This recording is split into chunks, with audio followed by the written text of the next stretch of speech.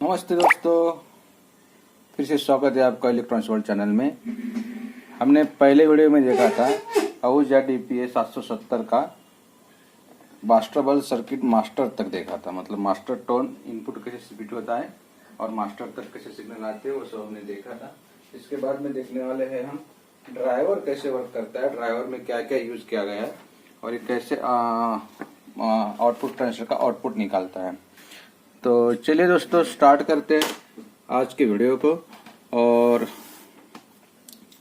ये जो पीसीबी है, ये पीसीबी से स्टार्ट करेंगे और ये वायर के कनेक्शन दिए हुए हैं, वो वायर के हिसाब से उसके कनेक्शन देखेंगे और उसके रिलेटेड सर्किट देखेंगे। तो वीडियो के लास्ट में आपको वायर का कनेक्शन जहाँ पे लगे दिखेगा लिखा हुआ, रेड है, ब्लू है, ग्रीन है, तो इस हिसाब से वो आपने वाके समझ लेना है। तो ठीक है दोस्तों, तो स्टार्ट करते हैं। अभी मास्टर का इनपुट यहाँ से हमारा आउट हो गया था। ये देखिए, यहाँ से हमारा आउट हो गया था 3 नंबर से, ये लास्ट से यहाँ से आउट हुआ था। तो अभी देखते हैं अभी यहाँ पे क्या क्या होता है। तो सबसे पहले हम देखते हैं, एक ट्रांजिस्टर है, ये जो चौथा ट्रांजिस्टर लगा है इसमें, इसी 1815 ही है। तो इसमें जो आउट होता है मास्टर से, जैसा वो सिग्नल वो वहाँ पे फीड होता है। तो वैसे वही से स्टार्ट करते हैं। एक होता है अपने जो सिग्नल फीड होता है, वो 3 नंबर का ये वाला, यहाँ से जो है ये कैपेसिटर के थ्रू जाता है। पहले कैपेसिटर निकाल लेते हैं। ये कैपेसिटर निकाला मैंने, जिसका नेगेटिव सिरा मास्टर के इनपुट की तरफ है और पॉजिटिव ट्रांजिस्टर के बेस की तरफ है। ये मास्टर से आया हुआ, मास्टर से आउट है, मास्टर आउट, और इसका इन है, मतलब सिग्नल यहाँ पे इनपुट फीड होता है ड्राइवर सेक्शन के पहले ट्रांजिस्टर में एक कैपेसिटर के थ्रू। ठीक है दोस्तों, इसके बाद में भी वो ट्रांजिस्टर निकाल लेते हैं। ये एक मैं ट्रांजिस्टर निकाल रहा हूँ यहाँ पे, ये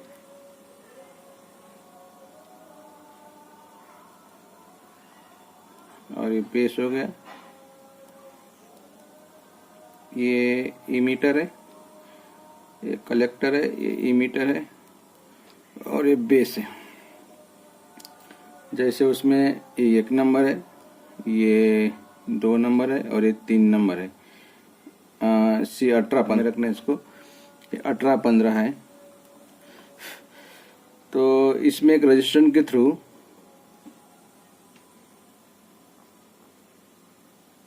इन वोल्टेज फीड होता है और बेस में भी एक रजिस्टर के थ्रू वोल्टेज फीड होता है।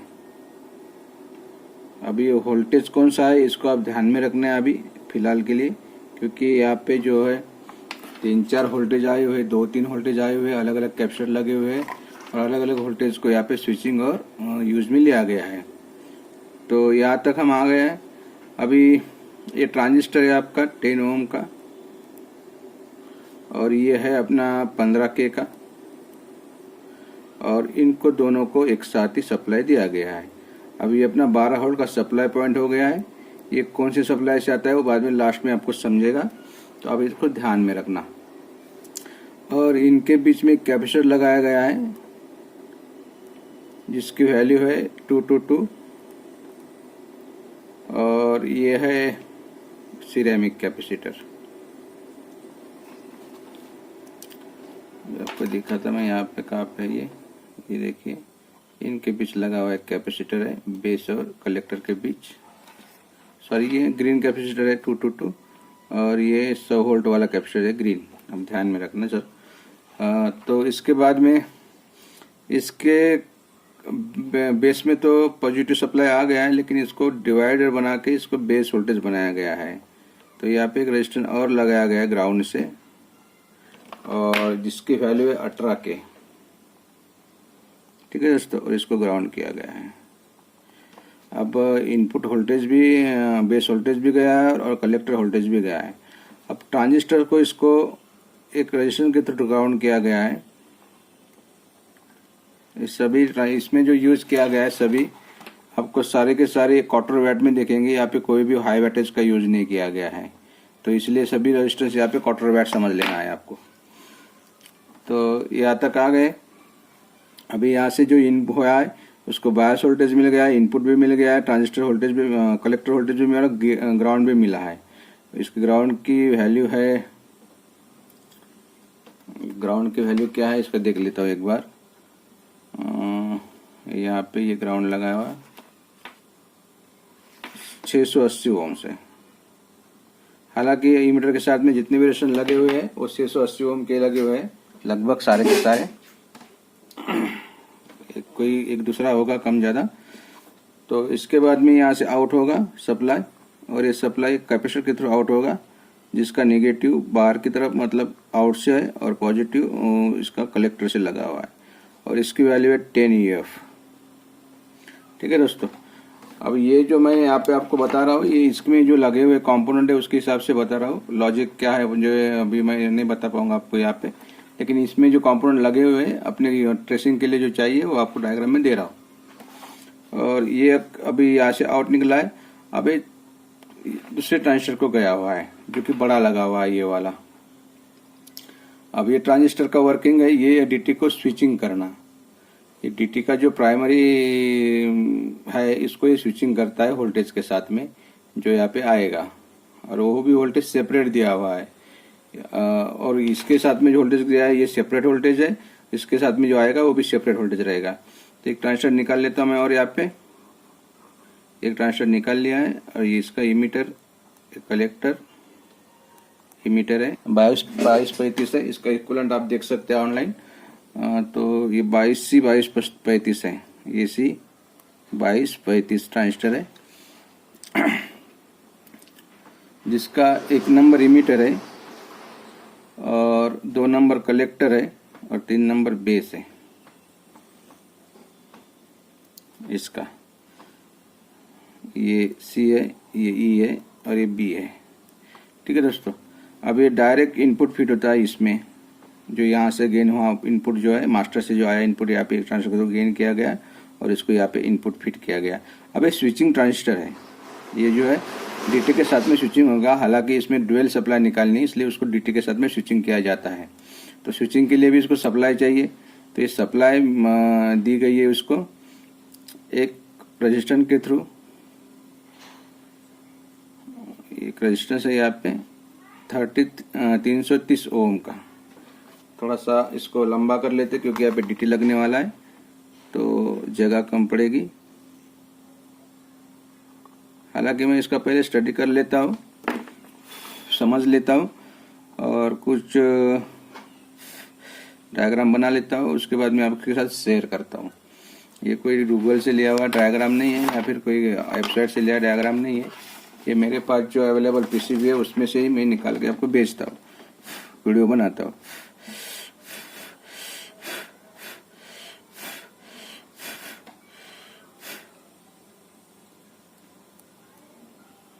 थोड़ा सा लंबा लेते हैं और इसके साथ में एक रेजिस्टेंस लगा लेते हैं। ये 330 ओम का रेजिस्टेंस है और ये आता है एक कैपेसिटर के थ्रू, मतलब जहाँ से आपकी ऑरेंज वायर जहाँ लगती है, ये देखिए ये ऑरेंज वायर लगी है यहाँ पे, ये ऑरेंज वायर जहाँ लगती है ये वाली, यहाँ पे कैपेसिटर लगता है जो कि ये है। ये मैं लगा देता हूँ यहाँ पे नेगेटिव की तरफ, ये नेगेटिव है और ये ग्राउंड है और ये 2200 UF का कैपेसिटर है। ठीक है दोस्तों।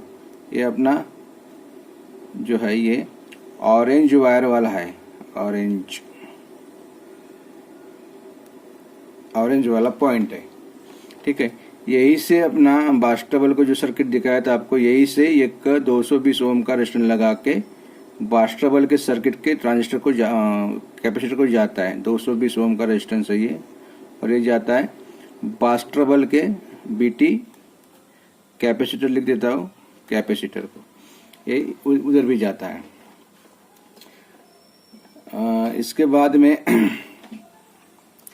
अभी यहाँ पे कलेक्टर पे सप्लाई तो आ गई है। अभी इमीटर के बेस के साथ में क्या किया गया आपको देखा था मैं यहाँ पे।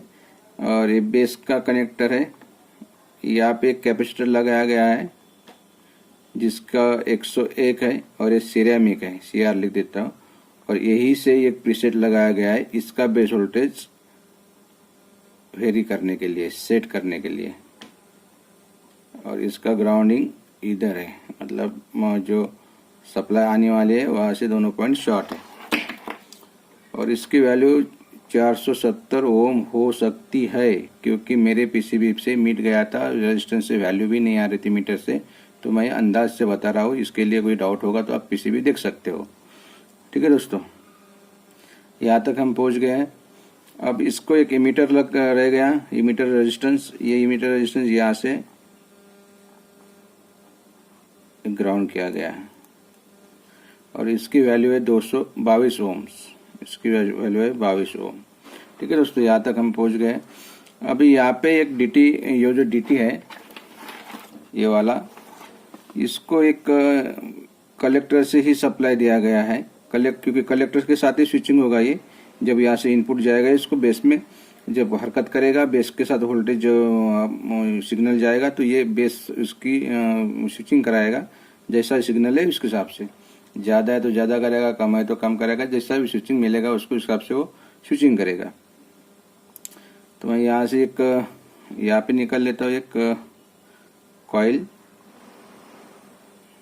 जो डीटी की प्राइमरी है और इसको डायरेक्ट सप्लाई दिया गया 330 ओम के बाद में। ठीक है दोस्तों, और इसको एक कैपेसिटर एक रेजिस्टेंस के साथ में इधर ग्राउंड किया गया है। ठीक है दोस्तों, यहाँ तक हम पहुँच गए हैं।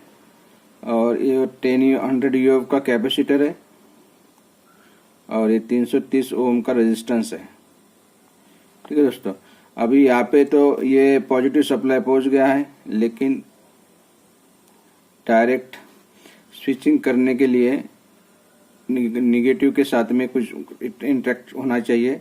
तो यहाँ से मतलब इसके पहले 330 के पहले से एक रेजिस्टेंस लगाया जाता है।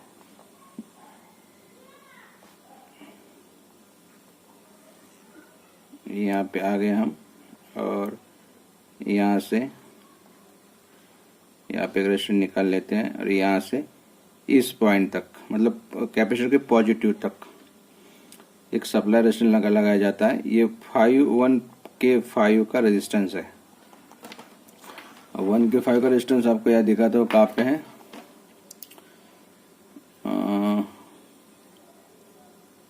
ये कैपेसिटर का पॉजिटिव है, ये वाला।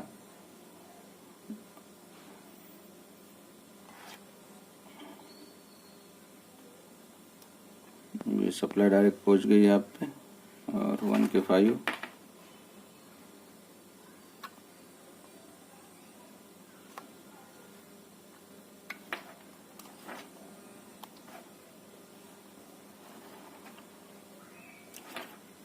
छोटा कैपेसिटर यही है। ये देखिए यहाँ पे एक ग्राउंड 330 ओम का ग्राउंड किया गया है ये, और ये रेजिस्टेंस वो है, देखिए यहाँ पे ये लगा है 1K, मतलब ब्राउन ग्रीन रेड, ये रेजिस्टेंस वो है। ठीक है दोस्तों, यहाँ तक हम पहुँच गए हैं। अभी इसका डीटी के प्राइमरी का सर्किट पूरा हो गया। डीटी के प्राइमरी तक इतना ही है।